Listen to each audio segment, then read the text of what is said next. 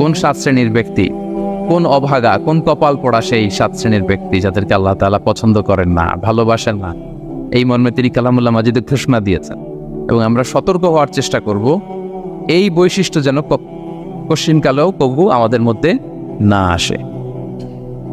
তাহলে কালামুল্লাহ মাজিদ আল্লাহ তাআলা যে জানিয়েছেন যে তিনি 7 শ্রেণীর ব্যক্তিকে পছন্দ করেন না, তার মধ্যে প্রথম শ্রেণী হচ্ছে সীমা লঙ্ঘনকারী। আরবিতে বলে আল মুআতাদুন। সীমা লঙ্ঘনকারী ব্যক্তিকে আল্লাহ তাআলা পছন্দ করেন না। লিমিট ক্রস করলে আল্লাহ তাআলা পছন্দ করেন না। লিমিটকে কেউ যদি ওভারস্টেপ করে, ক্রস করে, আল্লাহ তাআলা পছন্দ করেন না। সীমা লঙ্ঘনকে তিনি মোটেও পছন্দ করেন না। এবং মজার ব্যাপার হচ্ছে আল্লাহ কেউ কোনো অন্যায় করলেই সাথে সাথে পাকড়াও করেন, কেউ ভুল করলেই আযাব দেন না, কেউ নাফরমানি করলেই আযাব পাঠান না।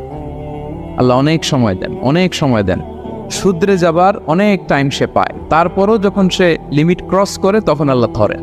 আল্লাহ সব সময় ধরে না, ধরলে ছাড়ে না, ধরে ধরে ধরে না, ধরলে আল্লাহ ছাড়ে না। আল্লাহ সব সময় ধরবেন। এবং যে সমস্ত জাতিগোষ্ঠীকে এই পৃথিবীতে আল্লাহ আযাব দিয়ে ধ্বংস করেছেন, তাদের স্টোরি যদি আমরা খেয়াল করি, আমরা দেখব যে তাদেরকে আল্লাহ অনেক সুযোগ দিয়েছেন ভালো হওয়ার, শুধরে যাওয়ার। কিন্তু তারা আল্লাহর আদেশ অমান্য করতে করতে করতে করতে যখন লিমিট ক্রস করে ফেলছে, একটা সবকিছুর একটা লিমিট থাকে, কি বলেন? We all should know all limits. আপনাকে জানতে হবে যে আপনি কতটুকু পর্যন্ত করতে পারবেন, কতটুকু আপনার সীমানা। You should know your limit. এই লিমিটটা আপনার জানতে হবে। তারা যখন লিমিট ক্রস করেছে আল্লাহ আযাব দিয়েছে। আপনারা সামুদ জাতির নাম শুনেছেন? তাদের কাছে আল্লাহ তাআলা একজন নবী পাঠিয়েছিলেন, নাম হচ্ছে সালেহ আলাইহিস সালাম। আল্লাহ নবী সালেহ আলাইহিস সালাম, তিনি তাদেরকে দাওয়াত দিলেন যে হে আমার জাতিগোষ্ঠীর লোকেরা, এক আল্লাহর ইবাদত কর। তারা অবাধ্য হলো। তিনি সত্যের পথে আহ্বান করলেন, তারা এই কথা শুনল না। একটার পর একটা আল্লাহর পায়গাম আসে, তারা অবাধ্য হয়, তারা অবাধ্য হয়, তারা আল্লাহ তাআলার আদেশকে মানে না। সবশেষে সামুদ গোত্র, তারা আবার খুব শক্তিশালী ছিল।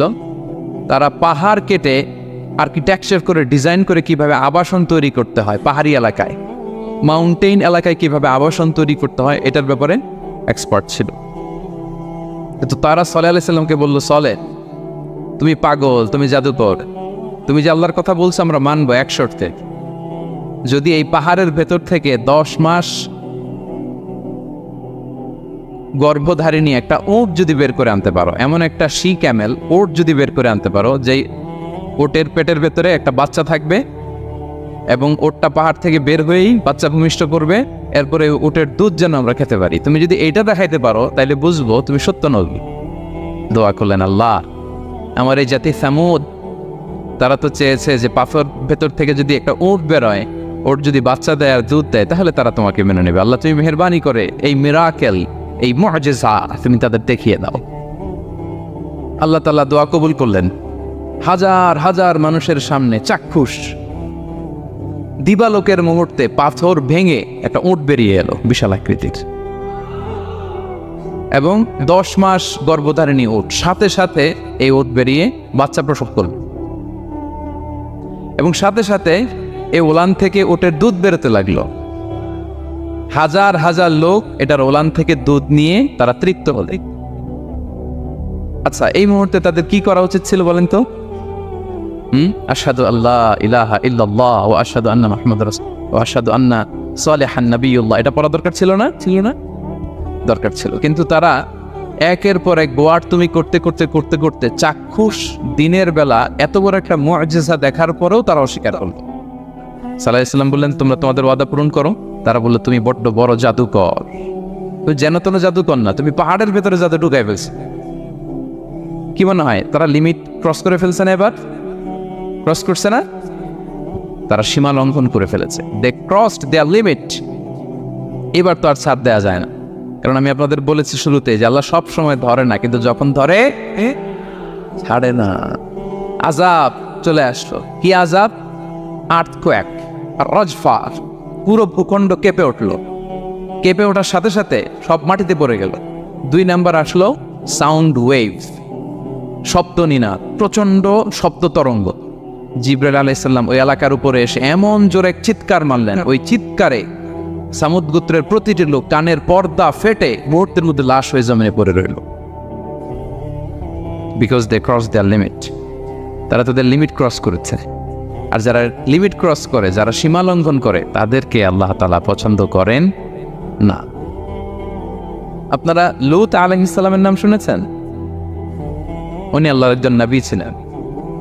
ওনাকে আল্লাহ তাআলা জর্ডান, বর্তমানে যে জর্ডান দেশ আছে সেখানে পাঠিয়েছিলেন।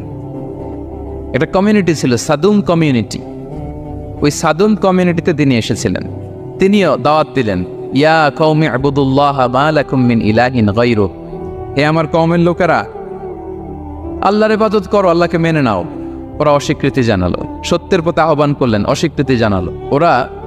ওদের পাশ দিয়ে ক্যারাভেন যেত, কাফেলার লোকেরা ডাকাতি করত। ডাকাতির শাস্তির ব্যাপারে তিনি ভয় দেখালেন। তারা নিবৃত্ত হলো না। এমনকি তারা সমলিঙ্গের প্রতি যৌন আকর্ষণ বোধ করতো না, আউযুবিল্লাহ।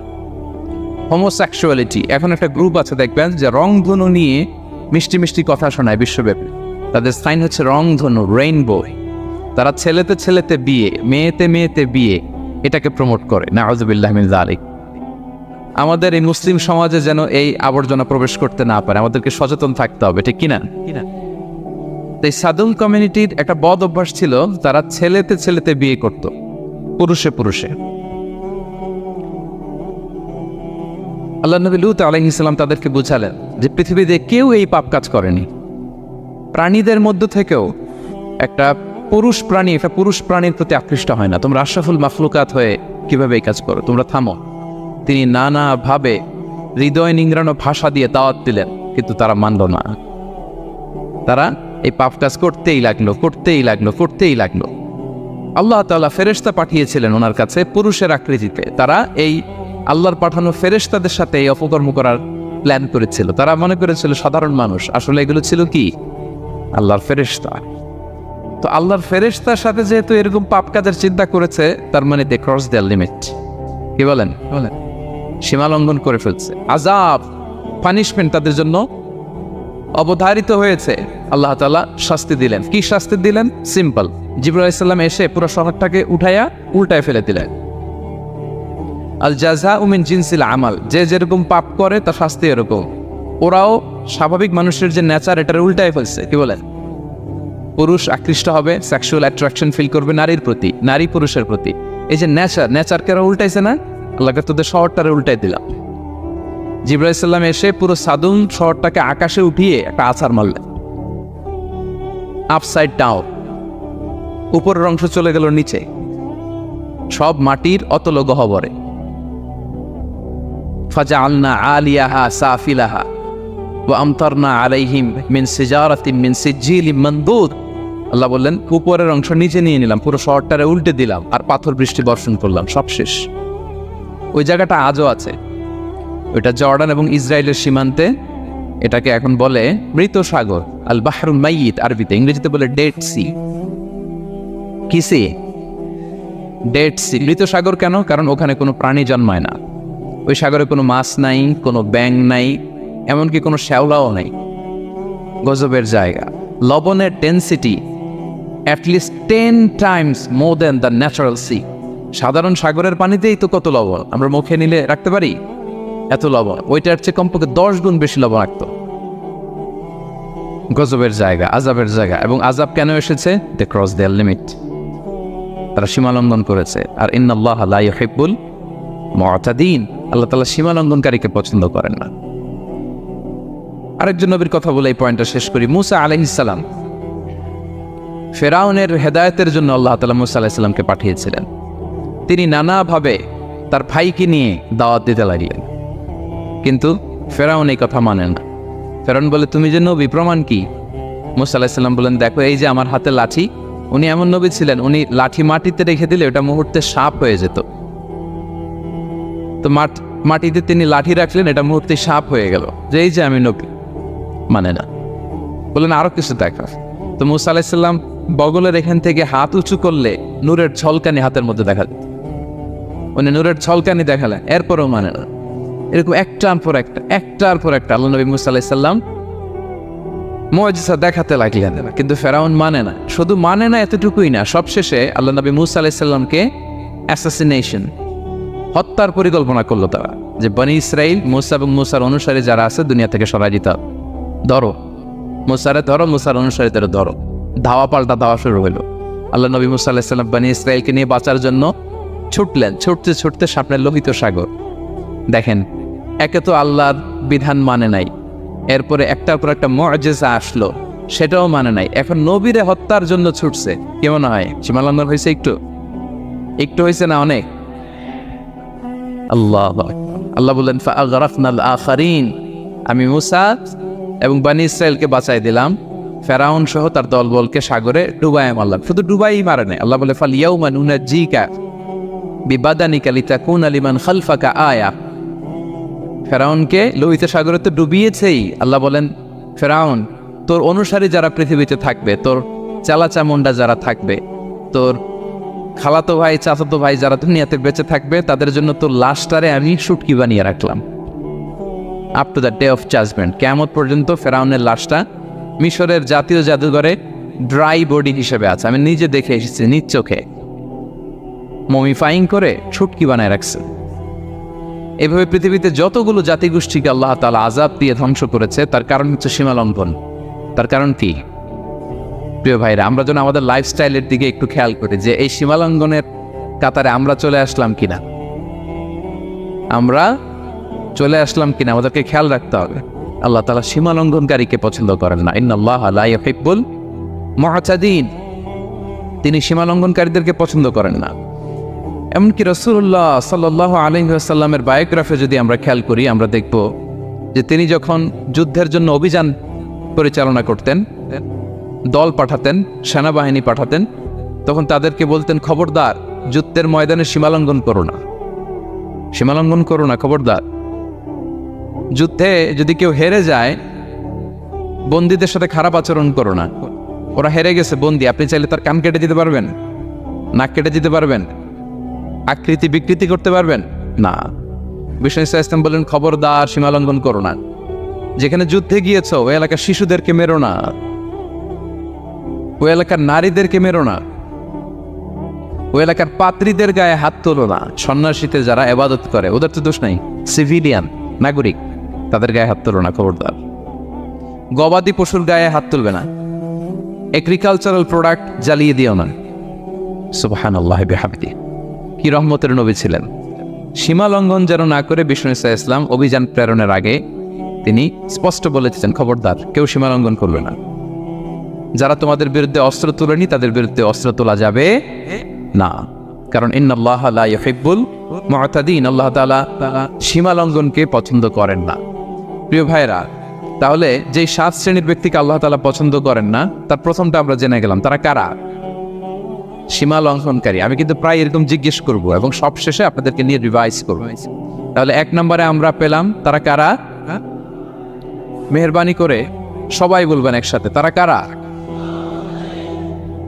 তারা সীমা লঙ্ঘনকারী, তারা তাদের লিমিট ক্রস করে, তাদেরকে আল্লাহ তাআলা পছন্দ করে না। সো আমরা আমাদের লাইফের সাথে একটু মিলিয়ে নিই যে আমরা আমাদের কোনো ক্ষেত্রে সীমা লঙ্ঘন করি কিনা একটু খেয়াল করেন। আমার যে দায়িত্ব আছে আমি কি সীমা লঙ্ঘন করি কিনা? আমার স্ত্রী আমার দায়িত্বে, তার সাথে সীমা লঙ্ঘন করি কিনা? আমার ভাতিজি অনেকের আছে ইয়াতিম, তার বাবা মারা গেছে, তার সব সম্পত্তির দায়ভার আমার উপর দেয়া, আমি ওইখানে তাকে ঠিকঠাক মতো সব দেই কিনা, সীমা লঙ্ঘন করি কিনা? হ্যাঁ, ক্ষমতা পেলে সীমা লঙ্ঘন করি কিনা? কি মনে হয় আমরা ক্ষমতা পেলে সীমা লঙ্ঘন করি কিনা? হ্যাঁ, করে হ্যাঁ, মানে যেইখানে ডাক্তারের কাছে যেয়ে বলে ডাক্তার সাহেব আমার এইখানে ফোড়া, সারা দেহের যেই কোনো জায়গায় ধরতে পারেন, এইখানে ধরেন, তো এইখানে না ধরলে ভালো হবে? ফোড়া যেইখানে ট্রিটমেন্ট তো ওইখানে দিতে হবে, কি বলেন? রোগ যেখানে ওষুধও সীমা লঙ্ঘন। দায়িত্ব পেলে আমরা সীমা লঙ্ঘন করি। এমনকি আমরা যারা ইবাদত করি, অনেকে ইবাদতেও সীমা লঙ্ঘন করি। ইবাদতেও না, ভারসাম্য থাকতে হবে, পরিমিতি বোধ থাকতে হবে। এবং মজার ব্যাপার হচ্ছে আল্লাহ তাআলা দোয়া এবং জিকিরের ক্ষেত্রে এই কথাটা উল্লেখ করেছেন যে তোমরা দোয়া জিকিরের ক্ষেত্রে সীমা লঙ্ঘন করো না। আল্লাহ তাআলা বলেন উদউ রাব্বাকুম তাদাররুআ ওয়া খুফিয়া ইন্নাহু লা ইউহিব্বুল মুআতাদিন। তোমরা আল্লাহকে ডাকো কেমন ভাবে? তাদাররুআ ওয়া খুফিয়া, সবিনয়ে গোপনে, সবিনয়ে ডাকো, চুপিসারে ডাকো, গোপনে গোপনে ডাকো, অল্প আওয়াজে ডাকো। কারণ কি? ইন্নাল্লাহা লা ইউহিব্বুল মু'তাদিন, আল্লাহ সীমা লঙ্ঘনকারীদেরকে পছন্দ করেন না। তাহলে আপনি যদি দোয়া করেন আল্লাহর কাছে, যখন জিকির করবেন বিনীতভাবে, চুপিসারে, সবিনয়ে, বিষ্ণু ইসা ইসলাম যেভাবে শিখিয়েছেন ওইভাবে জিকির করবেন। নাকি জিকির করতে করতে মানুষের কাঁধে উঠবেন? উঠবেন না? ওঠে ওঠে, হ্যাঁ ওঠে। দেখেন আল্লাহ তাআলা যেইখানে 3 ফোঁটা দেওয়া দরকার 3 ফোঁটা দেয়, যেখানে 1 ফোঁটা ওইখানে 1 ফোঁটা দেয়। আল্লাহ তাআলা ইন্নাহু লা ইউহিব্বুল মু'তাদিন, আল্লাহ সীমালঙ্ঘনকে পছন্দ করেন না। এই কথাটা ঢুকাইছে কোথায়? দোয়া আর জিকিরের মধ্যে। কারণ আল্লাহ জানে আল্লাহর কিছু বান্দা থাকবে, তারা দোয়া এবং জিকিরের সময় কি করবে? সীমালঙ্ঘন করবে।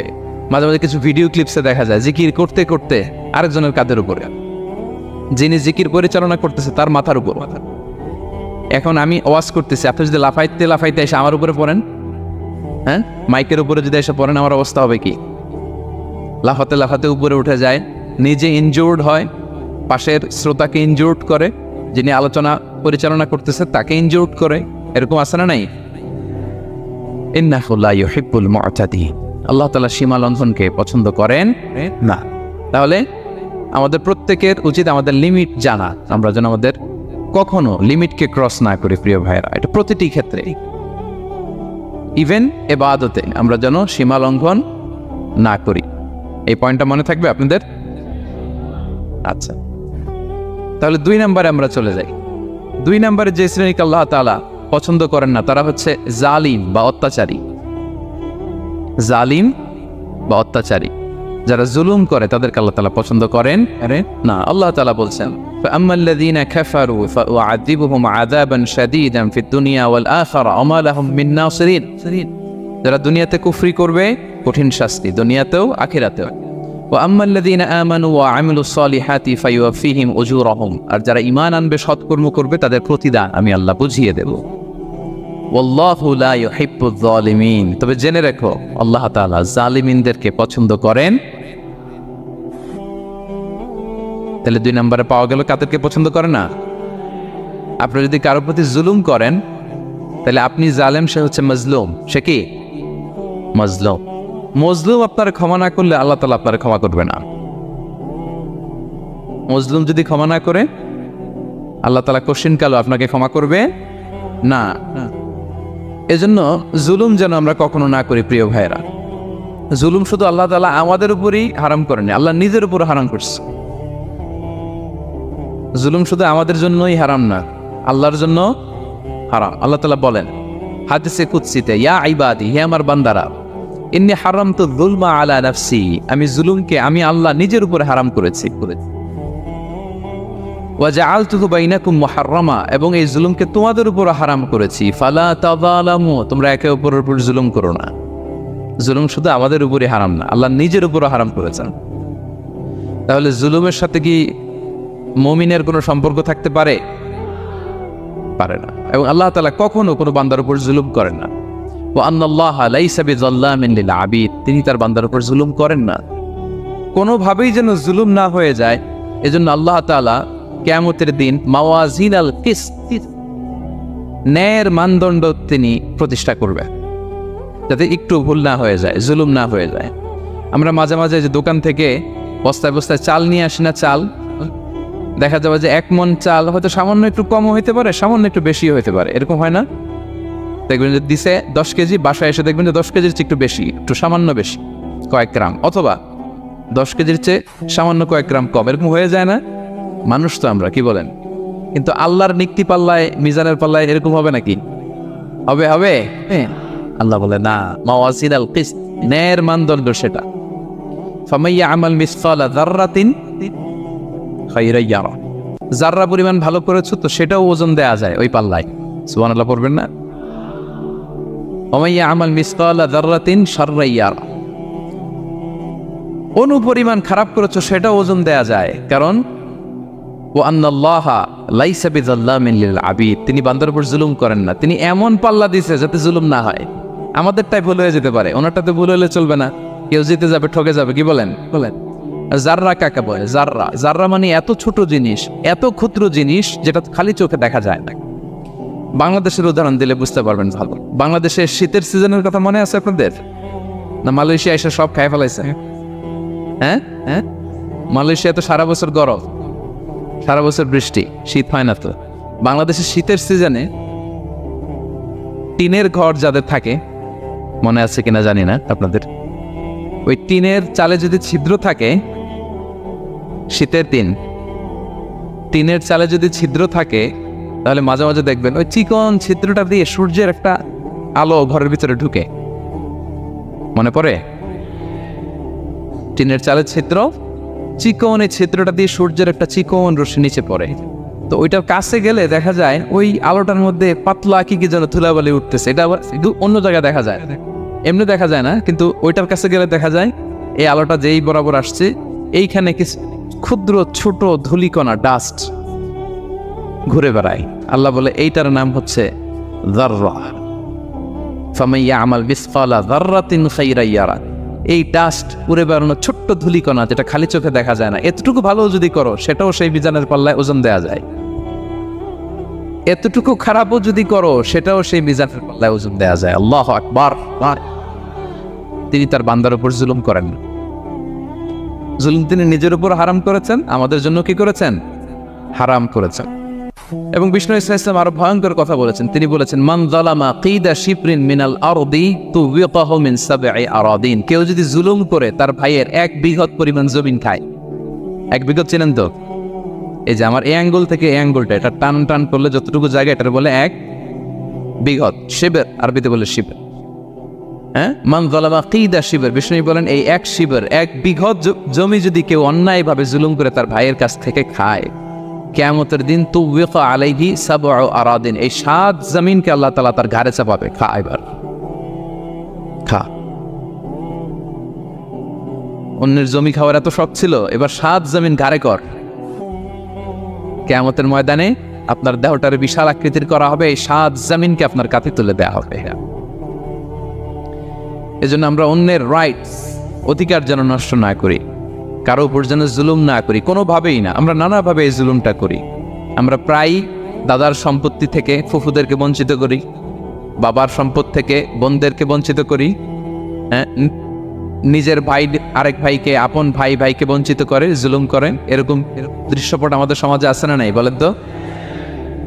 কিয়ামতের দিন আল্লাহর সুপ্রিম কোর্টের কাঠগড়ায় হিসেব দিতে হবে।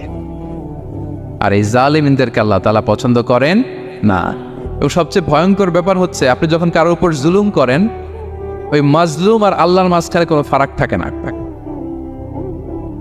আল্লাহ ওই ফারাকের পর্দা উঠায় নেয়। বিষ্ণু বলেন, ইত্তাকি দাওয়াতাল মাজলুম, তোমরা মজলুমের বদদোয়াকে ভয় করো, খবরদার। কারণ ফাইন্না লাইসা বাইনাহা ওয়া বাইনাল্লাহি হিজাব, তার আর আল্লাহর মাঝে কোনো পর্দা থাকে না। দোয়া করলেই ওটা আরশে যেয়ে কবুল হয়ে যায়। আল্লাহ তাআলার চারিপাশে অনেক পর্দা আছে। কেউ কেউ বলে 70,000 নূরের পর্দা। এই 70,000টা সহিহ হাদিস দ্বারা সাব্যস্ত না, কিন্তু অসংখ্য অগণিত পর্দা, এবং পর্দাও এটা নূরের পর্দা। আচ্ছা বলেন তো, জানলা দিয়ে বাইরের আলো ঠেকাতে আমরা দেয়ালে জানালায় কি লাগাই? পর্দা লাগাই। পর্দাটা কিসের তৈরি? মোটা কাপড়ের, যাতে করে ওই আলো না আসে। কিন্তু আল্লাহর চারদিকে যে পর্দা, ওই পর্দাটা কিসের? নূরের আলো। ওনার পর্দায় আলো দিয়ে তৈরি। সুবহানাল্লাহ বললেন না? বিষ্ণু বলেন, ইত্তাকি দাওয়াতাল মাজলুম, মজলুমের বদদোয়াকে ভয় করো। ফাইন্না লাইসা বাইনাহা ওয়া বাইনাল্লাহি হিজাব, কেউ যখন মজলুম হয়ে কেঁদে বদদোয়া করে, তার আর আল্লাহর মাঝে ওই পর্দা থাকে না। বদদোয়া করছে, ডাইরেক্ট কবুল। খবরদার আমার পেনাঙের ভাইয়েরা, আমরা যেন জালিম না হই। In it's any form, operation in it's any form, যেই কোনোভাবে, যেই কোনো ক্ষেত্রে, যেই কোনো ধরনের হইতে পারে জুলুম। কাউকে আপনি ছোট্ট কোনো কাজে ঠকালেন, বন্টন নীতিতে ঠকালেন, হ্যাঁ, জমি মেরে দিয়ে ঠকালেন, আমানত মেরে দিয়ে ঠকালেন, ইন ইটস এনি ফর্ম যদি জুলুম করে থাকেন, খবরদার। মজলুমের কান্না কখনো বৃথা যায় না। মজলুমের কান্না কখনো বৃথা যায় না। জীবনের কোনো না কোনো সময়ে এর প্রায়শ্চিত্ত আপনাকে করতে হবে। জীবনের কোনো না কোনো সময়ে এর প্রায়শ্চিত্ত করে আপনাকে মরতে হবে। তাহলে কোনো বিশ্বাসী কি জালিম হতে পারে? কারণ ইন্নাল্লাহা লা ইউহিব্বুল যালিমিন, আল্লাহ তাআলা জালিমদেরকে পছন্দ করেন না। তাহলে জুলুমের সাথে আমাদের কোনো সম্পর্ক আছে? হ্যাঁ, কোনো সম্পর্ক আছে? তাহলে দুই শ্রেণীর ব্যক্তির কথা আমরা জানলাম যাদেরকে আল্লাহ পছন্দ করেন না। এক নম্বর, প্রথমটা কি ছিল? সীমা লঙ্ঘনকারী, লিমিট যে ক্রস করে, ইন্নাল্লাহা লা ইউহিব্বুল মুআতাদিন। দুই নম্বরে কি জানলাম? জালিম, অত্যাচারী, অপ্রেসরকে আল্লাহ তাআলা পছন্দ করে না। তাহলে এই দুইটারে আমরা নো বলে দিলাম আজকের এই কনফারেন্স রুমে। আওয়াজ করে বলেন তো সবাই নো। এই লিমিট ক্রস আর জুলুম নো, চলে গেছে, খালাস। এবার 3 নম্বরে দেখি আল্লাহ কাদেরকে পছন্দ করেন। 3 নম্বরে আল্লাহ তাআলা অহংকারী দাম্ভিক লোককে পছন্দ করেন না। অহংকারী, আমাদের তো অহংকার নাই না? আছে? অহংকার আছে? কিসের অহংকার বলেন? টাকার, আর ক্ষমতার, আর সৌন্দর্যের, আর পাওয়ার, সোশ্যাল পাওয়ার। এই যে অহংকার, অহংকারের খাঁচা থেকে মুক্ত রাখো আমাদেরকে তুমি প্রভু হয়ে। পড়েন আমিন। এটা একটা ভয়ঙ্কর খাঁচা। আচ্ছা, অহংকার করার আমাদের আছে কি বলেন তো? কিছুই নেই। আল্লাহ বলে ওয়া খুলিকাল ইনসানু দাঈফা, তোমাদেরকে আমি দুর্বল করে তৈরি করছি। আমরা দুর্বল, শুধু দুর্বল না, দুর্বলের ঘরের দুর্বল। আমার বাপ ছিল দুর্বল, আমার দাদা ছিল দুর্বল, আমরা 14 গোষ্ঠী কি? হাল আতা আলাল ইনসানি হিনুম মিনাদ দাহরি লাম ইয়াকুন শাইআম মাযকুরা। আল্লাহ বলেন একটা সময় ছিল উল্লেখ করার মতো তোমার কিছুই ছিল না। আজকে তো এত লম্বা চড়া মানুষ, আমরা কিছুই ছিলাম না। আমার বর্তমানে বয়স চলে 36, 37। তো আজ থেকে 37 বছর আগে আমি কি ছিলাম? আমার অস্তিত্বই ছিল না, আমার কোনো নাম ছিল না, আমার কোনো গ্রাম ছিল না, আমার কোনো অ্যাড্রেস ছিল না, আমার কোনো পরিচিতি ছিল না। আজ থেকে আরো 37 বছর পরে একটু খেয়াল করেন তো, এখন তো 37, আরো 37 ধরেন বাঁচলাম।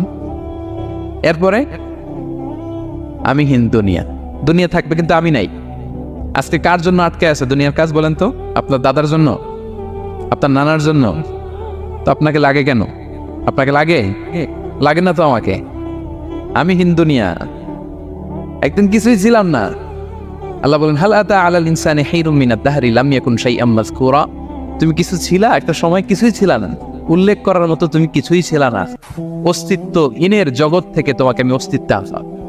তোমার বাবার পৃষ্ঠদেশ থেকে তোমার মায়ের গর্ভাশয়ে আমি তোমাকে ফেললাম। সেখানে আমি আল্লাহ তোমাকে একটু একটু করে তিলে তিলে বড় করলাম।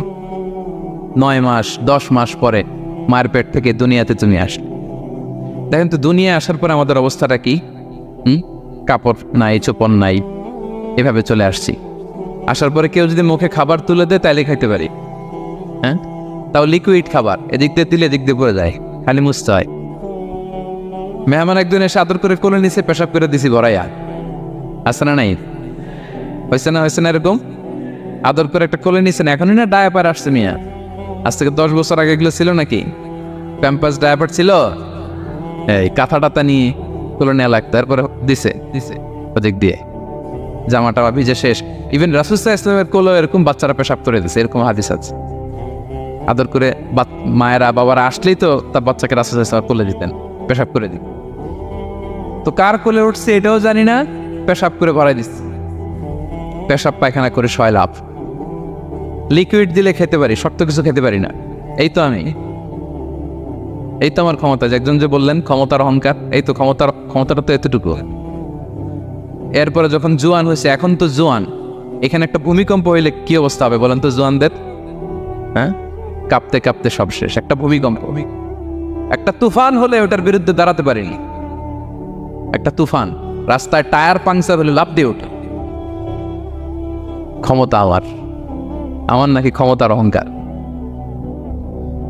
কি দুর্বল আমরা! কুকুর আমাদেরকে কামড় দিলে আমরা কুকুরের কামড়ও দিতে পারি না, ঠিক কিনা? মশা যে কামড়া, এটা ধরতে না পারলে কিছু করতে পারি?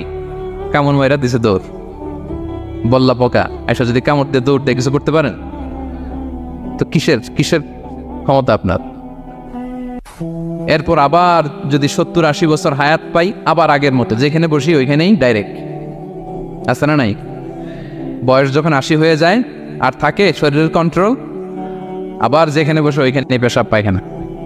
খাবার দিলে খাইতে পারি, পিঠটা বাঁকা হয়ে কুজু হয়ে গেছে, এর নাকি আবার অহংকার। সাজে অহংকার, সাজে অহংকার সাজে একজনের, আওয়াজ করে বলতে হবে তিনি কে। 3 নম্বরে অহংকার দাম্ভিককে আল্লাহ পছন্দ করেন না। প্রিয় ভাইরা, আল্লাহ বলেন কারুনের ঘটনাকে আল্লাহ এখানে এনেছেন। আল্লাহ বলেন ইন্না কারুনা কানা মিন কওমি মূসা, কারুন ছিল মুসা আলাইহিস সালামের কওমের লোক।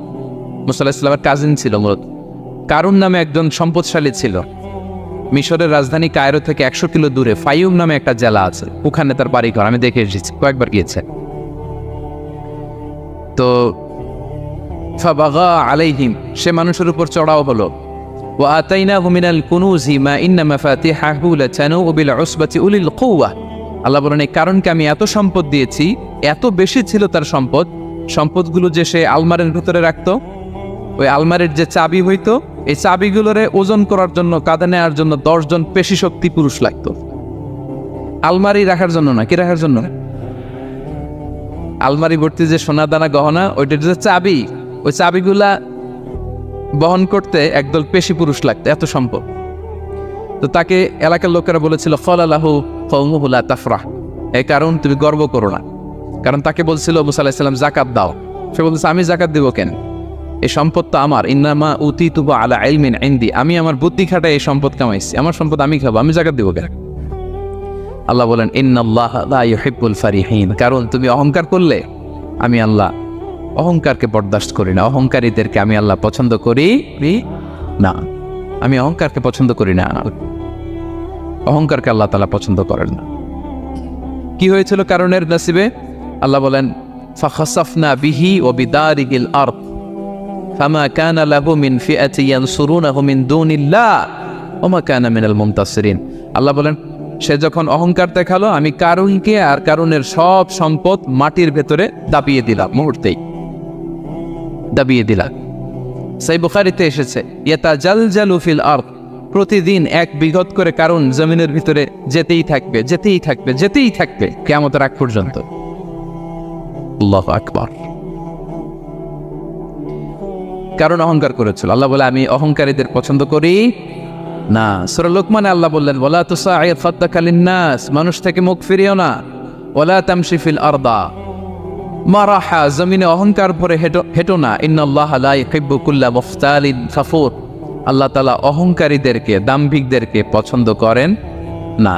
এই যে আমি বলছি যে 7 শ্রেণীর লোককে আল্লাহ পছন্দ করেন না, এটা আমার মন গড়া বানানো কথা। প্রতিটি কথার পেছনে কোরআনের যুক্তি আছে। কোরআনে আল্লাহ তাআলা বলছেন আল্লাহ অহংকারীদেরকে পছন্দ করেন না। ইংরেজিতে কি বলে? ইগো আছে আমাদের, হ্যাঁ, ইগো, এটা ছেড়ে ফেলতে হবে, অহংকার করা যাবে না। আমার প্রিয় ভাইয়েরা, একটু মনোযোগী হন, এই আয়াতের তাফসীরটা একটু সংক্ষেপে বুঝিয়ে দেই। আল্লাহ তাআলা বলছেন ইন্নাল্লাহা লা ইউহিব্বু কুল্লা মুখতালিন ফাখুর, আল্লাহ কোনো মুখতাল আর ফাকুরকে পছন্দ করেন না। মুখতাল আর ফাকুর মানে কি? মুখতাল মানে যে অহংকার করে মনে মনে। কিছু লোক আছে ভিতরে ভিতরে নিজের বড় মনে করে, বাইরে বলে না বা বলার সাহস পায় না, কিন্তু ভিতরে ভিতরে ভাবে আমি কোন হনুরে, কি বলে আমি কোন, আমি তো বড়, আরে আমার চেয়ে বড় বেশি জানে নাকি কেউ, আমার চেয়ে কিছু পারে নাকি, আমি তো, কিন্তু এটা মুখ দিয়ে বলে না, ভিতরে ভিতরে আছে না নাই? এদেরকে আরবিতে বলে মুখতাল। কি বলে? মুখতাল। আরেকজন ফাখুর, সে শুধু ভিতরে না, এটা প্রকাশ্যে বলে বেড়ায়, এটা আরো ডেঞ্জারাস। ফাখুর সে আরো খারাপ, সে প্রকাশ্যে তার অহংকার প্রদর্শন করে, বলে বেড়ায় যে আমি বড়, আমি বড়, আমি বড়। এই আমি বড় কথাটাই সবচেয়ে ভয়ঙ্কর। আমি বড় কথাটাই সবচেয়ে ভয়ঙ্কর। নিজে যাকে বড় বলে বড় সে, লোকে যাকে বড় বলে বড় সে হয়। আমার প্রিয় প্যারাঙ্গের ভাইয়েরা, নিজেকে বড় মনে করা এটা শয়তানের স্বভাব। কার স্বভাব? বিনয়ী হওয়া এটা নবীদের স্বভাব। আল্লাহ তাআলা ফেরেশতাদেরকে বলেছিলেন উসজুদু লি আদম, তোমরা আদমকে সিজদা দাও। ফাসাজাদাল মালাইকা কুল্লুহুম, সবাই সিজদা দিল ইল্লা ইবলিস, কে ছাড়া? ইবলিস ছাড়া। সে নিজেকে বড় মনে করেছিল, শয়তান। কিভাবে? সে লজিক খাটাইল আল্লাহর সাথে। সে লজিক দিয়ে আল্লাহর বলে আল্লাহ ক্বালা আনা খায়রুম মিনহু, আল্লাহ আমি কেন সিজদা দেব, আমি তো আদমের চেয়ে শ্রেষ্ঠ, আমি বড়। আল্লাহ বলতেছে তুমি বড়। কেমনে বড়? শয়তান বলে খলাকতানি মিন নার, আপনি আমারে বানাইছেন কি দিয়ে? আগুন দিয়ে। ওয়া খলাকতাহু মিন তিন, আর আদমকে বানিয়েছেন মাটি দিয়ে। কি দিয়ে? মাটি দিয়ে। আগুনের ধর্ম দাউ দাউ করে উপরের দিকে কি করে? ওঠে। আর মাটি ঢিলা রেখে দিলে নিচে পড়ে যায়। তো সে যুক্তি দিয়ে বলতেছে আল্লাহ ঊর্ধ্বগামী কোনো জিনিস তো নিম্নগামী কোনো জিনিসের কাছে মাথা নোয়াতে পারে? যুক্তি মনে রাখবেন, যুক্তি সব জায়গায় খাটে। আপনার অফিসের যে বস, মালয়েশিয়ান ভাষায় বসরে কি বলেন আপনারা? ওকে, তোকে কে? আপনার তোকের সামনে যে আপনি লজিক খাটাইলে হবে? বস যেটা বলে ওইটাই ফাইনাল। তো আল্লাহ তাআলা আদেশ করেছিলেন সেজদা করার। সে সেজদা করলেই ভালো করতো, কিন্তু সে যুক্তি দিল আল্লাহ আমি শ্রেষ্ঠ, তাকে বানাইছেন মাটি দিয়ে, আমারে বানাইছেন আগুন দিয়ে, আমি কেন মাথা? আমি বড়। আমি বড় বলার সাথে সাথে দৃশ্যপট পাল্টাই গেল। আল্লাহ বলে বের হ, ফখরুজ, বের হ, তুমি অভিশপ্ত, তুমি লানত প্রাপ্ত, তোমার স্থান হবে জাহান্নাম। তুমি নিজেকে বড় মনে করেছো, তাইলে বড় মনে করা এটা শয়তানের স্বভাব। কার স্বভাব? তা আমরা নিজেকে বড় মনে করব কখনো? আরো জোরে বলেন, করব? বিষ্ণু ইসা ইসলাম নিজে নিজে ছোট থাকতে চাইতেন। তিনি দোয়ায় বলতেন আল্লাহুম্মা জাআলনি ফি আইনি সাগীরা ওয়া ফি আ'য়ুনিন নাসি কাবীরা। আল্লাহ আমার চোখে আপনি আমারে ছোট বানান, আল্লাহ মানুষের চোখে আপনি আমারে বড় বানান। বিশ্বনবী নিজের চোখে নিজে ছোট থাকতেন, কিন্তু গোটা বিশ্বের মানুষের চোখে বড় হয়েছেন না? কত বড়! রাফা'না লাকা যিকরাক, আল্লাহ বলে আমি যেখানে কতটুকু পর্যন্ত উঠাইছি আপনারে। কোন নবীর নিচে উপরে? কথা বলেন, কোন নবীকে শেষ পর্যন্ত উঠাইছে? সুবহানাল্লাহ। নবী হে আমি যদ্দূর আপনার উঠাইছে অদ্দূর, ওই পর্যন্ত নিয়ে গেছে সাক্ষাতের জন্য। সুবহানাল্লাহ। প্রত্যেক নামাজে বিশ্বনবীর উপর দুরূদ আছে না নাই? কিয়ামত পর্যন্ত বিশ্বনবীর প্রতি ভালোবাসা আমাদের পক্ষ থেকে আছে না নাই? আছে। আল্লাহ তাআলা ওনাকে বড় করেছেন। এজন্য নিজের চোখে আমরা নিজের ছোট থাকবো। আপনি যদি বড় হন এটা মানুষ বলবে। কে বলবে? নাকি আপনিই বলবেন? বলা যাবে না। এবং বিষ্ণু ইসলাম কিছু টেকনিক আমাদের শিখিয়েছেন, কিছু টেকনিক আমাদের জানিয়েছেন। এই কাজ করলে তোমরা অহংকার থেকে মুক্ত থাকতে পারবে। এর মধ্যে একটা হচ্ছে আগে আগে সালাম দেওয়া। তিনি বলেন আল বাদিহু বিসসালামি বারিউম মিনাল কিবর, যে আগে আগে সালাম দেয় তার হৃদয় থেকে আল্লাহ অহংকার তুলে নেয়। আগে সালাম দে পারবেন? ফোন করলেই আগে কি বলবেন? বাসায় ঢুকেই আগে কি বলবেন? স্ত্রীকে আগে সালাম দিবেন, বন্ধুকে আগে সালাম দিবেন, বাসার কাজের লোকটাকে আগে সালাম দিবেন, আপনার ড্রাইভারকে আগে সালাম দিবেন, বাসার দারোয়ানটারে আগে সালাম দিবেন। ফকির একটা আসলে আপনি সালাম দিয়ে ফেলবেন। পারবেন? হৃদয় থেকে অহংকার ফেলে দিবে কে? আগে আগে আমরা সালাম দেব। এবং তার চেয়ে ভয়ঙ্কর কথা হচ্ছে বিষ্ণু ইসলাম বলেন যে লা ইয়াদখুলুল জান্নাতা মান কানা ফি কলবিহি মিসকালু হাববাতি খারদাল মিন কিবর, যার হৃদয়ে সরিষার দানা পরিমাণ অহংকার থাকে ওই ব্যক্তি কশিনকালেও আল্লাহর জান্নাতে প্রবেশ করার সুযোগ পাবে না। কশিনকালেও পাবে না। এর কারণ অহংকার আল্লাহর চাদর। অহংকার কার চাদর? আল কিবরিয়া ও রিদাই ওয়াল আযামাতু ইজারি। আল্লাহ বলে অহংকার আমার চাদর, বড়ত্ব আমার লুঙ্গি। যে এগুলো ধরে টান দেয় তারে আমি জাহান্নামে নিক্ষেপ করব। ফালা উবালি, আই ডোন্ট কেয়ার, আমি ওদিকে কেয়ার করি না, আমি তারে জাহান্নামে ফেলব। সো অহংকার আমাদের সাজে না। আমি শুরুতেই তো বললাম আমাদের লাইফ সার্কেলটা একটু দেখাইলাম না যে ছিলাম কই। অস্তিত্বহীন থেকে দয়া করে মায়া করে তিনি আমাকে অস্তিত্বে এনেছেন। কত ছোট্ট, কত ক্ষুদ্র, কত নগণ্য, কত দুর্বল ছিলাম আমরা। আবার যৌবনের একটা পিরিয়ড কাটিয়ে, যৌবনের সময় তো কতটা দুর্বলতা বললাম, আবার সে দুর্বল, মানে দুর্বল থেকে দুর্বল। এই হচ্ছে আমাদের লাইফ স্টোরি, লাইফ হিস্ট্রি। তাহলে অহংকার আমাদের সাজে। অহংকার তার সাজে যার কোনো ক্ষয় নাই, যার কোনো লয় নাই, যার কোনো অভাব নাই, হ্যাঁ, গোটা বিশ্ব তার মুখাপেক্ষী, তিনি কারো মুখাপেক্ষী না, ঠিক কিনা? কিনা গোটা বিশ্ব তার কাছে ঠেকা, তিনি কারো কাছে ঠেকা না, ঠিক কিনা? গোটা বিশ্ব তাদের সার্ভাইভালের জন্য তার প্রতি মুখ থুবড়ে পড়ে থাকে, তিনি কারোর জন্য বসে থাকা লাগে? অহংকার সাজে তার। আর এই আল্লাহর অহংকারের চাদর ধরে যে টান দেয়, আল্লাহ বলে ওরা আমি জাহান্নামে ফেলবো, আর তাদেরকে আমি পছন্দ করি না। আল্লাহ তাআলা অহংকারীদেরকে পছন্দ করে না। তাহলে অহংকারকেও আমরা না বলে দিব, নো বলবো, নো। আওয়াজ করে বলেন নো। শুধু মুখে মুখে নো নাকি অন্তর থেকে? এই তো আজকের দেওয়ান কুলিয়ার বাইরে ফেলে দিছে আমরা অহংকার। কি বলেন পেনাঙ্গের ভাইয়েরা? আর অহংকার করব? আপনি বিনয়ী হন, মান তাওয়াদা তারাফা, বিষ্ণু বলেন যে নিচু হয় আল্লাহ ওর টাইনা উঁচু করে। আপনি বিনয়ী হবেন, আল্লাহ তার উঁচু করবে। আর আপনি উঠতে চাবেন, এক থাপ্পড় মেরে জমিনে আল্লাহ মিশাই দিবে। এজন্য বড়ত্ব, দাম্ভিকতা এটা আল্লাহর পোশাক, আমরা যেন তার পোশাক ধরে টান না দেই। এই পয়েন্টটা কি সবার কাছে ক্লিয়ার? আচ্ছা, কয়টা গেল? এক নম্বরে কি ছিল?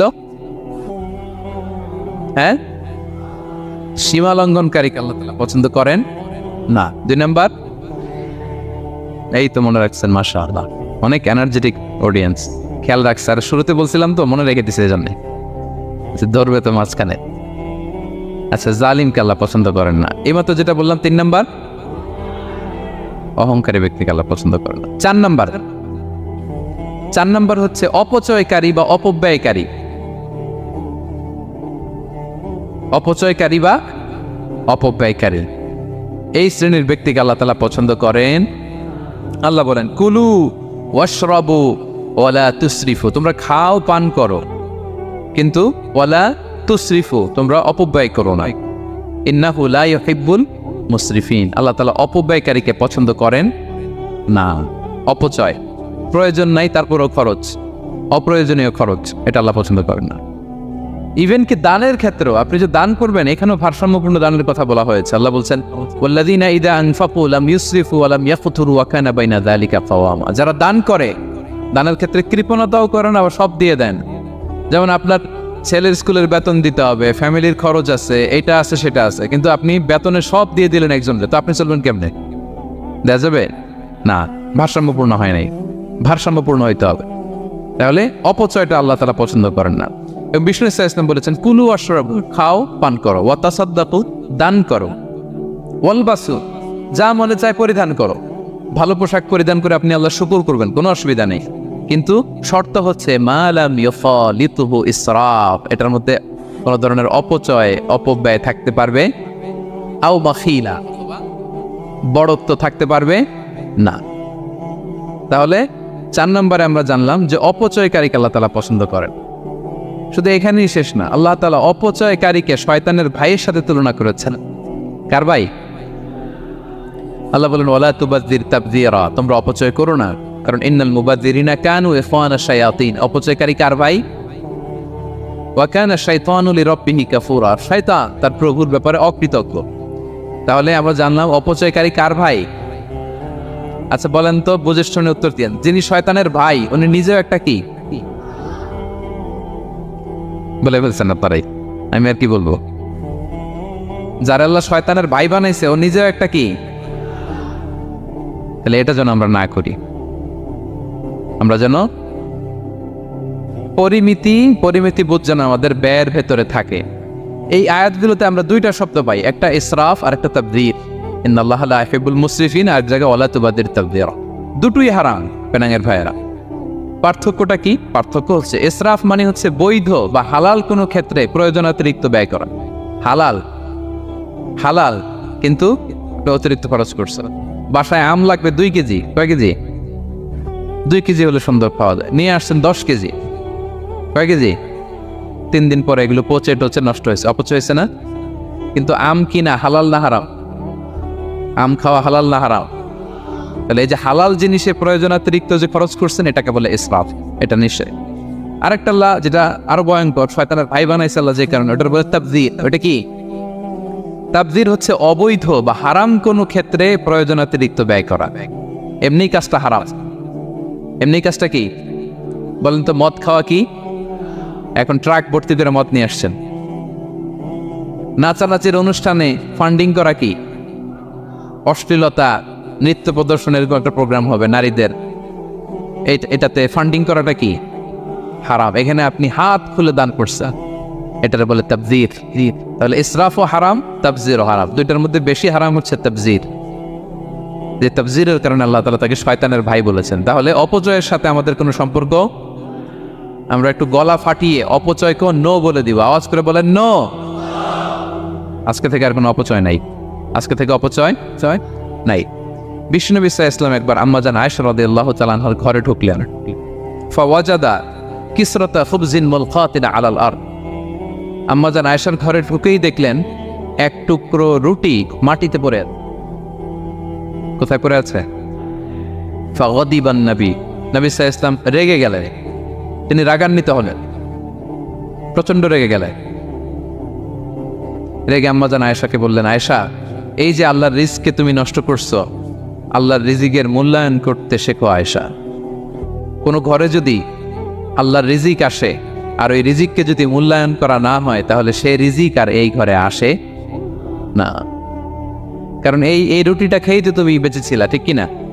আজকে আমরা যেই রুটিটা, যেই ভাতগুলো ফেলে দিয়ে ডাস্টবিনে, এতটুকু খাইলে আমার কাশ্মীরের ভাইরা বেঁচে যাবে, এতটুকু পাইলেই আমার ফিলিস্তিনের ভাইরা বেঁচে যায়, এতটুকু পেলেই ওই ডাস্টবিনে মারামারি করে যারা খাবার খোঁজে ওরা বেঁচে যায়, ঠিক কিনা? এই জন্য বিষ্ণু ইসলাম রেগে গেলেন। বিষ্ণু সবসময় রাখতেন না। রেগে বললেন, আয়েশা, আল্লাহর নেয়ামতের কদর করো। তোমার ঘরে রিজিক আসলে ওটারে যদি মর্যাদা না দাও, এই রিজিক তোমার ঘরে আর ঢুকবে না। নট নেসেসারি শুধু খাবারের ক্ষেত্রে, যে কোনো ক্ষেত্রে অপচয় যেন না হয়। অপচয়, অপব্যয় যেন না হয়। আমরা অনেক সময় করে ফেলি, খেতে বসলে অনেক খাবার নিয়ে ফেলি, অর্ডার করতে গেলে দোকানে অনেক অর্ডার করে ফেলি, রেস্টুরেন্টে, কিন্তু এই খাবারগুলো নষ্ট করা যাবে না। ডাস্টবিনে যেন না যায় আপনার কারণে। আপনি কি করবেন? লেফট ওভার ফুড সাথে করে বঙ্গুজে নিয়ে আসবেন। আপনারা তো বঙ্গুজ বলেন নাকি? পেনাঙ্গে কি বলে? বঙ্কুজ। হ্যাঁ, টেক অ্যাওয়ে বা বঙ্কুজ বললে ওরা বঙ্কুজ দিবে, নিয়ে আসবেন, বাসায় এনে রাতে খাবেন, তারপরের দিন খাবেন, অথবা কাউকে দিয়ে দিবেন। কিন্তু খাবার নষ্ট করা চলবে, কারণ ইন্নাল্লাহা লা ইউহিব্বুল মুসরিফিন, আল্লাহ তাআলা অপচয়কারীকে পছন্দ করেন। কথাটা কি বুঝতে পেরেছেন সবাই? আচ্ছা, কয়টা গেল? আর বাকি রইল কয়টা? 5 নাম্বার, খেয়ানতকারী। আমানতের খেয়ানত যে করে, বা বিশ্বাসঘাতক, আমানতের খেয়ানত যে করে। অনেক লম্বা কথা, আমি যেহেতু সময় কম শেষ করে দিচ্ছি।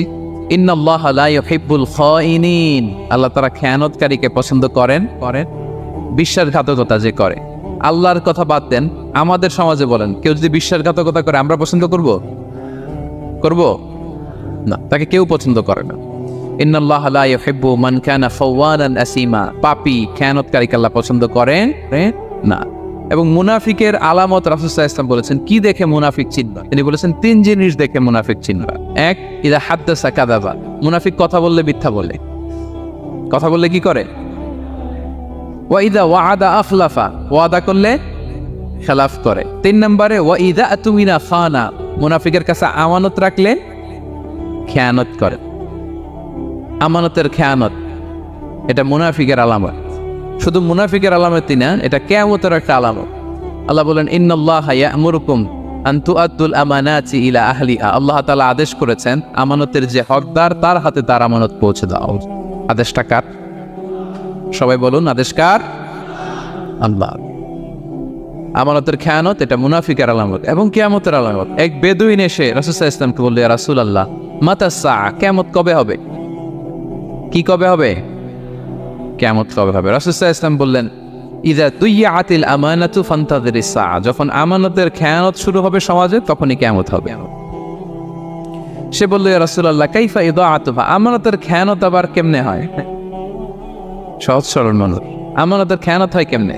বিষ্ণু বললেন, ইদা উসিদাল আমরু ইলা গায়রি আহলিহি ফান্তাযিরিস সাআ, যে লোক যেই কাজের যোগ্য নয় তাকে যখন সেই কাজে বসিয়ে দেয়া হবে, তখনই কিয়ামত হয়ে যাবে। এখন এটা আসছে না নাই সমাজে? বলেন, হ্যাঁ হ্যাঁ, যে যেই কাজের যোগ্য না সেই কাজ সে পায় না। সবাই বলেন তো, যে যেই চেয়ারে বসার যোগ্যতা রাখে না ওই চেয়ারে সে বসে কি বসে না? নেতা হওয়ার যোগ্যতা নাই, নেতা হয়ে গেছে। পদের যোগ্যতা নাই, পদ পেয়ে গেছে। চাকরির যোগ্যতা নাই, ওই যে উপর থেকে ফোন আসছে, ফোনের ঠেলায় ঠেলায় চাকরি হয়ে গেছে। দেশেরও 12টা বেজে গেছে। এইভাবেই আমানতের খেয়ানত হয় প্রিয় ভাইরা। আমানত ব্যাপারটা অনেক বড়। অনেকে মনে করে আপনারা কি বোরিং হয়ে যাচ্ছেন, আর অল্প, আর ম্যাক্সিমাম 10 মিনিটস। প্রিয় ভাইয়েরা, আমানত এই ব্যাপারটা অনেক বড়। অনেকে মনে করে একজন আমার কাছে একটা মোবাইল রেখে গেছে, বলছে ভাই এই মোবাইলটা আগামী সপ্তাহে এসে নিয়ে যাব। তো অনেকে মনে এইটাই শুধু আমানত, অনেক ভালো। বা 10,000 রিঙ্গিত রেখে বললো 3 দিন পরে এসে আমি টাকাটা তোমার কাছ থেকে নিব। তো আপনি দিয়ে দিলেন, এটা তো আমানতদার হলেনই। কিন্তু শুধু এতটুকু আমানত নয় প্রিয় ভাইয়েরা আমার। আল্লাহ তাআলা আমাদেরকে যা দান করেছেন তার সবই আমানত, সবকিছুই আমানত। এই যে আমাকে আল্লাহ জ্ঞান দিয়েছেন, এই জ্ঞানটা আমানত।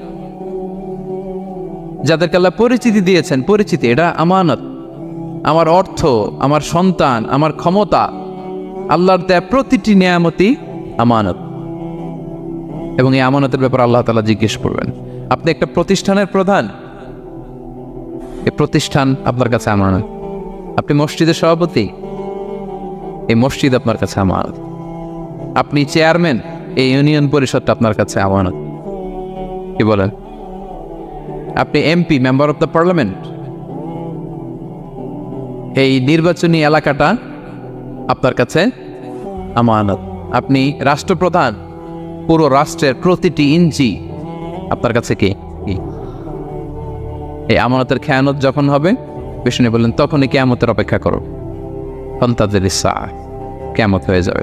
তাহলে খেয়ানতকারীকে আল্লাহ তাআলা পছন্দ করেন না, আমানতের খেয়ানতকে পছন্দ করেন। আর আমানত এটা ব্যাপক বিষয়। আমার জ্ঞান, আমার ক্ষমতা, আমার পরিচিতি, আমার সন্তান, আমার স্ত্রী, সবকিছু আমানত। এবং এগুলোর ব্যাপারে আল্লাহ তাআলা আমাদেরকে জিজ্ঞেস করি। কয়টা গেল? তাহলে খেয়ানতকে আমরা নো বলে দিব। আওয়াজ করে বলেন নো। একটা সাথে আমাদের সম্পর্ক নেই। 6 নম্বরে হচ্ছে ফাসাদ সৃষ্টিকারী, বিশৃঙ্খলা সৃষ্টিকারী। সমাজে যারা বিশৃঙ্খলা সৃষ্টি করে তাদেরকে আল্লাহ পছন্দ করেন না। আল্লাহ বলেন ইন্নাল্লাহা লা ইউহিব্বুল মুফসিদিন। আল্লাহ তাআলা ফাসাদ সৃষ্টিকারীদেরকে কখনো পছন্দ করেন না। সমাজে নানাভাবে, সামাজিকভাবে ফাসাদ, রাজনৈতিকভাবে ফাসাদ, অর্থনৈতিকভাবে ফাসাদ, এই যত ফাসাদ বিশৃঙ্খলা আছে এগুলোর হোতা যারা, তাদেরকে আল্লাহ পছন্দ করে না। নানাভাবে দেখবেন যে সমাজে অনেকে ফাসাদ সৃষ্টি করে। আমাদের বাংলাদেশে কিছুদিন আগে কাঁচামরিচের দাম বেড়ে গেছে না? কেমনে বাড়লো? নিশ্চয়ই কেউ সিন্ডিকেট করছে, নিশ্চয়ই কেউ মজুদদারি করছে, নিশ্চয়ই এখানে কেউ ফাসাদ তৈরি করছে, ঠিক কিনা? প্রতিটি সেক্টরে আপনি খুঁজে দেখবেন ফাসাদ, মারামারি, বিশৃঙ্খলা, ফাসাদ। এই কিছুদিন আগে এক নির্বাচনের প্রার্থীকে ধরে পিটাইছে, সবাই দেখলাম আমরা, তাই না? এটা ফাসাদ হয়েছে না? বিশৃঙ্খলা হয়েছে না? এই আপনি যদি ধরে ধরে বলেন, পরিবারে, সমাজে, রাষ্ট্রে, অর্থনীতিতে, বাজারে, প্রতিটি জায়গায় ফাসাদ আছে না নাই? আল্লাহ তাআলা বলেন ইন্নাল্লাহা লা ইউহিব্বুল মুফসিদিন। এই ফাসাদ সৃষ্টিকারীকে আল্লাহ তাআলা পছন্দ করে না।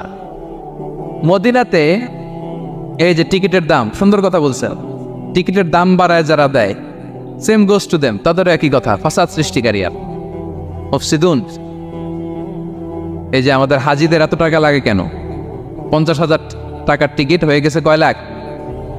2 লাখ, কয় 1 লাখ। হজে যারা গেছে 1,95,000 টাকা করে পড়ছে একজনের টিকিট।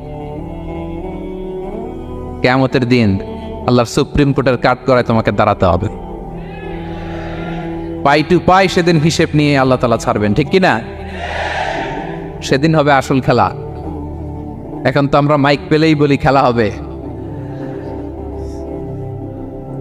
কিন্তু আসল খেলা কবে? লক্ষ লক্ষ কোটি মানুষের সামনে আল্লাহ তাআলা আপনার এই কোমর ফাঁস করে দিবেন। আল্লাহ তাআলা আপনাকে অপমানিত করে ছাড়বেন। তাই কোনো ফাসাদের সাথে, বিশৃঙ্খলার সাথে মুমিনের কোনো সম্পর্ক থাকতে পারে? মদিনায় মুনাফিকেরা এই ফাসাদ তৈরি করত। যখন তাদেরকে বলা হতো তোমরা ফাসাদ করো কেন, ওয়া ইযা কিলা লাহুম লা তুফসিদু ফিল আরদ ক্বালু ইন্নামা নাহনু মুসলিহুন, তারা বললো, আরে ফাসাদকে, আমরাই তো ভালো মানুষ, আমরাই তো ভালো মানুষ, আমরাই তো ভালো কাজ করি। আল্লাহ বলে না, আলা ইন্নাহুম হুমুল মুফসিদুন ওয়ালাকিন লা ইয়াশউরুন, ওরাই ফাসাদ সৃষ্টিকারী, ওরাই ফাসাদ সৃষ্টিকারী, ওরাই সমাজে বিশৃঙ্খলা সৃষ্টিকারী। ওদের ভেতরে এক, বাইরে আরেক। তার নাম মুনাফিক, ঠিক কিনা? মুনাফিকের সহজ সংজ্ঞা কি জানেন? ভিতরে লালন করে একটা, অনুভূতি বা ভাবে একটা, কিন্তু মুখ দিয়ে বলে। তার মানে ভেতরে এক, বাইরে আরেক। তার নাম দুই মুখ সাপ। এদিকে যায় বলে আপনার লগে আছে, আপনি খুব ভালো, ওদিকে যায় বলে আরে না না, উনি কি, উনি তো খুব খারাপ মানুষ, আপনি অনেক সবচেয়ে ভালো, আমি আপনার সাথে আছি। এরকম ডাকাইতে আছে না নাই? দুমুখ সাপ, ডাবল স্ট্যান্ডার্ড, নেহি এদার নেহি ওদার, তার মিয়ান মে সাদার বাদার, ডানেও না বায়েও না, মাঝখানে সদর বদর। বুঝেন? দুই নৌকার মধ্যে দুই পা দিছিলেন কখনো? কয় দিছি। অবস্থা কি হয়েছিল তোমার বলো? হ্যাঁ,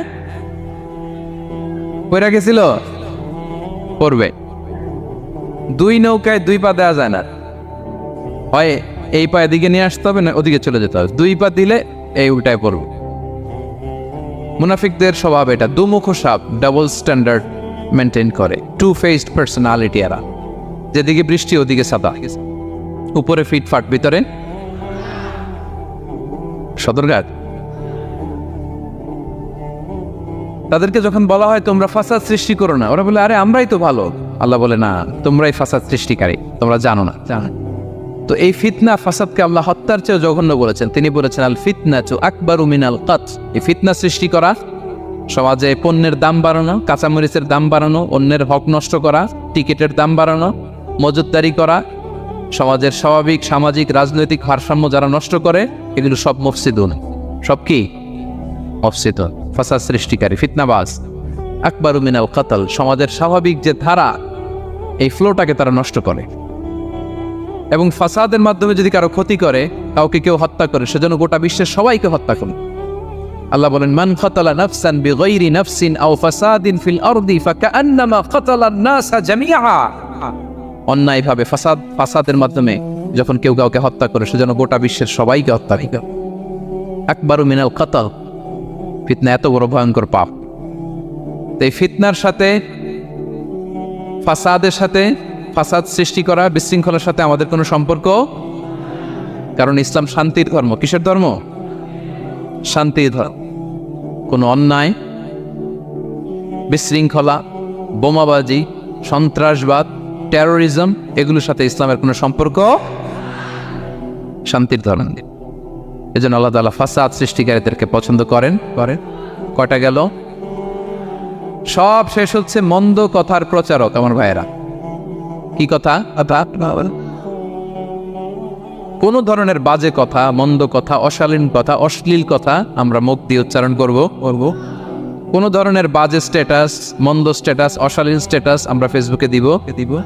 কারো এরকম অশালীন স্ট্যাটাস শেয়ার দিব? নেভার, কখনো দিব না। আল্লাহ পছন্দ করেন। আল্লাহ বলেন লা ইউহিব্বুল্লাহুল জাহরা বিসসুই মিনাল কাওলি ইল্লা মান যুলিম ওয়া কানা আল্লাহু সামিআন আলিমা। কোনো খারাপ কথা কেউ প্রকাশ করবে, পাবলিক করবে, ওপেনলি বলে বেড়াবে, এটা আল্লাহ পছন্দ করে না। কিন্তু সে যদি মাজলুম হয় সেটা ভিন্ন কথা। কোনো ধরনের অশ্লীল কথা, অশালীন কথা মুমিনের মুখ দিয়ে বেরোতে পারে। রাসূল সাল্লাল্লাহু আলাইহি ওয়াসাল্লামের ব্যাপারে দেখেন, আনাস রাদিয়াল্লাহু কি বলেন? তিনি বলেন লাম ইয়াকুনিন নবী সাল্লাল্লাহু আলাইহি ওয়াসাল্লাম সাব্বাবান। বিষ্ণু সাল্লাল্লাহু আলাইহি ওয়াসাল্লাম মুখ দিয়ে কোনোদিন কাউরে বকা দেয় নাই, গালি দেয় নাই। ওয়ালা ফাহাশান, আমার নবী কখনো তার জবান মোবারক দিয়ে অশালীন কথা বলেন নাই। ওয়ালা লাআনান, কাউকে লানত তিনি করেন নাই। সুবহানাল্লাহ পড়েন।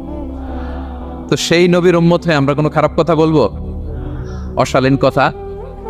একসাথে বন্ধুরা যখন বসেন আড্ডা দিতে, যে অনেক অশ্লীল কথা বলে ফেলে, আছে না নাই? বন্ধুরা কি বলেন আপনারা? Cowan Cowan Cowan. তো এই যে একসাথে বসতে যে অনেক সময় অশালীন, অশ্লীল কথাবার্তা অনেকে বলে ফেলে, এদেরকে আল্লাহ তাআলা পছন্দ করে না। এই জাতীয় কথা যেন আমাদের মুখ দিয়ে কখনো বের না হয়। এবং অশ্লীলতার প্রচার যারা সমাজে ঘটায়, আল্লাহ বলে তাদেরকে দুনিয়াতেও আমি লাঞ্ছিত করব, শাস্তি দেবো, আখিরাতেও দেব।